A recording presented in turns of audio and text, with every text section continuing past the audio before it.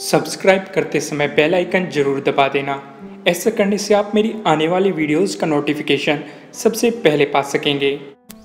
Hello दोस्तों, मुझे उम्मीद है कि आप सभी अच्छे होंगे। दोस्तों, समय बहुत ही बलवान होता है। वह एक रंग को राजा और राजा को रंक बनाते देर नहीं लगाता। बुरे समय में जो लोग समय की गति को नहीं पहचान पाते, ऐसे लोगों का पैसा, मान सम्मान और प्रतिष्ठा खत्म हो जाती है। आप इन सब से कैसे बच सकते हैं, यह समझाने के लिए मैं आपको एक कहानी सुनाता हूँ।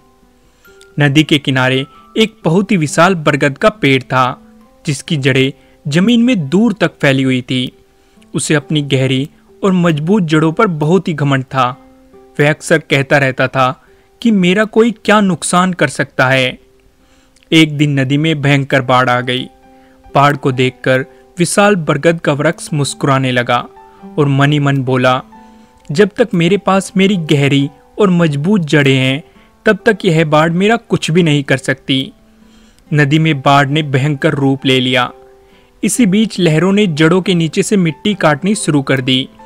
हर लहर मिट्टी काटती और अपने साथ बहा ले जाती।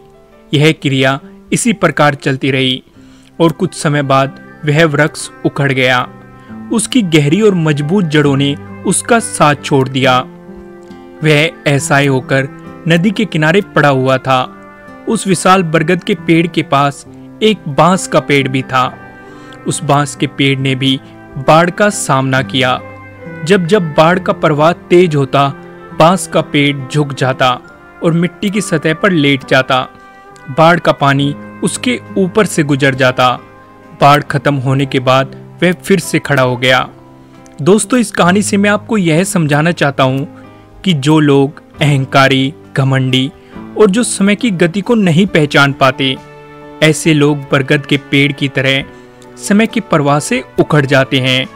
वहीं दूसरी ओर जो लोग विनम्र हैं, झुककर चलते हैं, अनावश्यक टकराते नहीं, बुरे समय में सामने वाले से तालमेल बैठा लेते हैं, ऐसे लोग अपनी सज्जनता के कारण बुरे समय में बच जाते हैं। अब आप समझ गए होंगे कि बुरे समय में कौन बचता है और कौन नहीं। Thank you. अब आप ऑडियो के साथ फ्री में किताबें सुन सकते हैं। 1 महीने के लिए 2 किताबें free. Link in the description.